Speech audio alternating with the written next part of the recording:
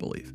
I've been to that Gaza border. You cannot go 10 feet without running into a 19-year-old with an AR-15 or an automatic machine gun that is an IDF soldier, right? The whole country is surveilled. And so let me just kind of go through this. We don't talk about Israeli politics very often, and most Americans don't know this. The last 9 months, Israel was on the brink of civil war. It's not an exaggeration. This judicial stuff, there were hundreds of thousands of Israelis taking to the streets because Bibi Netanyahu is basically redefining the Israeli constitution. That's not an exaggeration, right? He said the judicial branch has too much power. There were protests planned this week against Netanyahu, where they anticipated tens of thousands of people to take to the streets. That's all gone, Patrick. Netanyahu now has an emergency government and a mandate to lead. So that video that you just watched, this is why Charlie was unalived. You know, he was pro-Israel. He even went there. He met with Benjamin Netanyahu. He kissed the wall. He did all these things, just like Trump and all these other people. But then he started speaking against that agenda. And we all know what happens when you speak against that agenda when you're controlled. We've seen it before. I'm sure we'll see it again. But when I think about this, you know, Charlie was a really person for truth.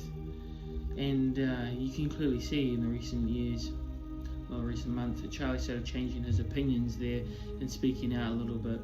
And we've all seen what happened. Now, not to say that this is geopolitics. This is beyond any religion, any faith of any sort.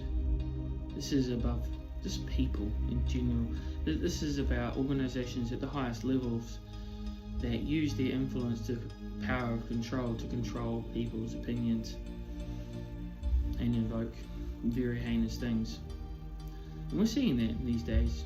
The world is really changing very quickly. But when we see something like this is the turning point. This will be used to take a lot of the American rights away, I guess, if they can possibly use it. You bet they will. They could use this to justify a war, depending on who they blame. But this goes back to Benjamin Netanyahu once again.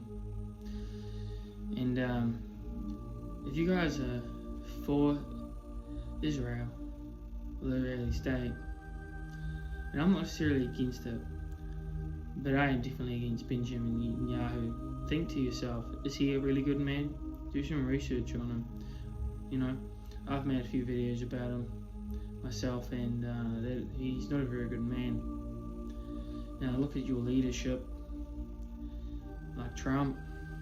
He meets with Benjamin Netanyahu. He's a fan of him.